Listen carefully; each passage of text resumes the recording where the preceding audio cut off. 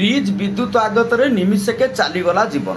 Fridge रु विद्युत आघात शिकार हो जड़े युवक मृत्यु होता जमापड़ी। सूचना अनुसार औपदा ब्लॉक बधी पंचायत बड़पोखरी ग्रामर उपेन्द्रनाथ मल्लिक बधी बजार एक ग्रोसरी दुकान करिसेंती।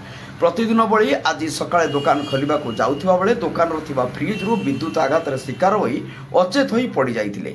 ए खबर पाई भाई महेंद्र उपेन्द्र को उद्धार करने को जाई विद्युत आघात शिकार होइछंती। संगे संग परिवार लोके उपेन्द्र को उद्धार करी सोर डाक्तरखाना को आनिथिबा बेले सेठारे डाक्तर तांको मृत घोषणा करिसेंती। खबर पाई पुलिस डाक्तरखाना रे पहुंची शव व्यवच्छेद करी परिवार लोक को हस्तांतर करने सहित एक मामला रुजु करी घटनार तदंत आरंभ करिसेंती।